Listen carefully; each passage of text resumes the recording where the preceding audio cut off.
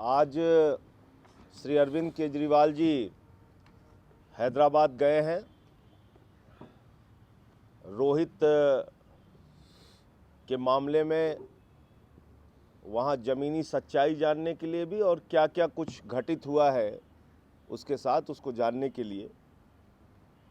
लेकिन जिस तरह से मीडिया में भी खबरें आईं और बहुत सारे खुलासे हुए हैं, उसके बाद सरकार का जो रवैया है वो रवैया एक पीएचडी दलित छात्र रोहित की वेदना को, उसकी पीड़ा को, उसकी आत्महत्या को मजाक बनाने की कार्रवाई देश की केंद्रीय मंत्री स्मृति ईरानी जी कर रही हैं।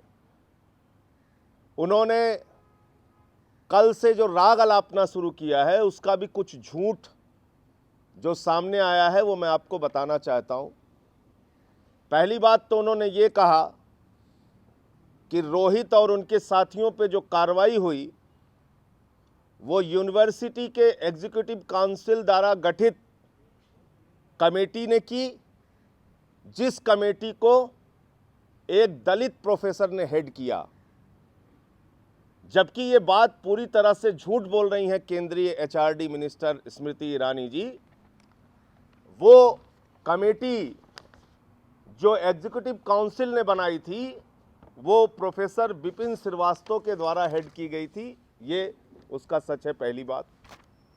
दूसरी बात, उन्होंने ये कहा कि हॉस्टल से जो सस्पेंशन हुआ वो पावर वार्डन को होता है, ये भी बात झूठी है। ऊपर के अधिकारियों का जो निर्देश था, उन अधिकारियों के निर्देश के मुताबिक रोहित और उनके साथियों को, अंबेडकर एसोसिएशन स्टूडेंट्स के 5 दलित छात्रों को कैंपस के कॉमन प्लेसेस पे जाना बैन किया गया था। वो हॉस्टल से निकाले गए थे, उन्होंने कुछ दिनों तक खुले आसमान के नीचे बिताया था। उनको लाइब्रेरी में जाना प्रतिबंधित था, उनको कैंटीन में जाना प्रतिबंधित था, उनको कैंपस के किसी कॉमन प्लेस पे जाना प्रतिबंधित था। एक प्रकार से यूनिवर्सिटी के अंदर एक भेदभाव का छात्रों के साथ कार्रवाई का काम चल रहा था। और अगर आप रोहित की चिट्ठियों को पढ़ें तो एक चिट्ठी में वो वीसी महोदय को लिख रहे हैं, वाइस चांसलर साहब, बच्चों के एडमिशन के समय आप दलित छात्रों को एक मजबूत रस्सी दे दिया करें जिससे वो फांसी लगा के मर सकें, और दूसरा जहर की पुड़िया दे दिया करें जिससे वो जहर खा के मर सकें। यानी एक पीएचडी दलित छात्र रोहित की पीड़ा का अंदाज़ा आप इस बात से लगा सकते हैं कि किस तरह से वो वहाँ पर प्रताड़ित किया गया, उपेक्षित किया गया, उसका अपमान किया गया, और उस अपमान को जब वो बर्दाश्त नहीं कर पाया तब उसने अपनी जान दे दी।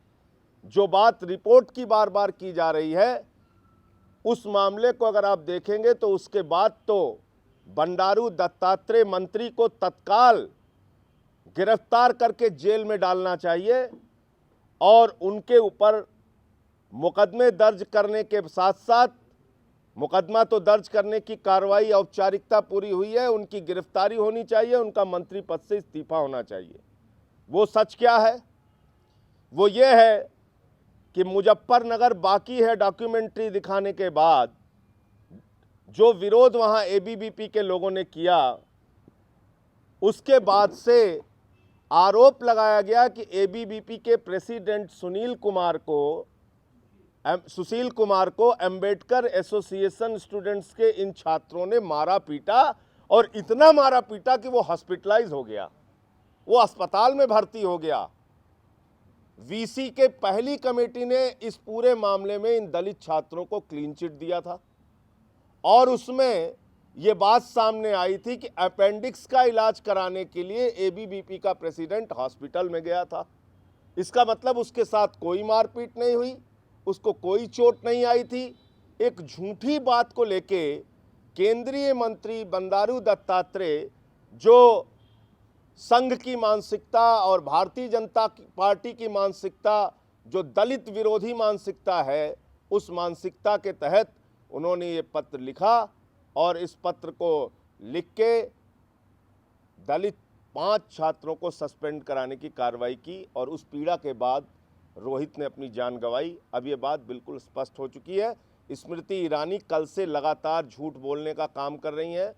उनको अपने पद की गरिमा का ध्यान रखना चाहिए। वो देश की केंद्रीय एचआरडी मिनिस्टर हैं और इस प्रकार खुलेआम लगातार एक के बाद एक झूठ बोल रही हैं। ये मुझे लगता है भाजपाई और संघी जो मानसिकता है वो उसी का उदाहरण प्रस्तुत कर रही हैं। सीबीआई के बारे में जो हाई कोर्ट का ऑर्डर आया उस पर काफ़ी विस्तार से आशुतोष जी ने बताया। मैं एक बात सिर्फ और जोड़ना चाहूँगा कि सुप्रीम कोर्ट की टिप्पणी आपको याद होगी सीबीआई के बारे में कि सीबीआई सरकार के तोते जैसी एजेंसी है।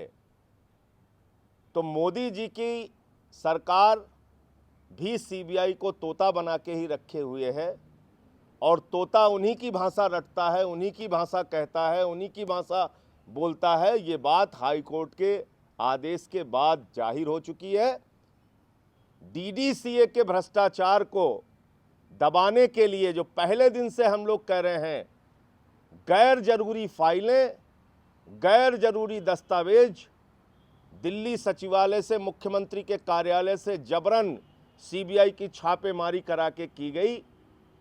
डीडीसीए के भ्रष्टाचार को छुपाने के लिए, अरुण जेटली के भ्रष्टाचार को छुपाने के लिए ये पूरी कार्रवाई की गई थी। ये बात जो पहले दिन से हम लोग कह रहे हैं वो अब स्पष्ट हो जाता है कि गैर जरूरी दस्तावेज जिसका कोई लेना देना सीबीआई की कार्रवाई से नहीं था, वो दिल्ली के मुख्यमंत्री के कार्यालय पे छापेमारी करके लिया गया था। मैं सिर्फ इतनी बात कहना चाहूँगा।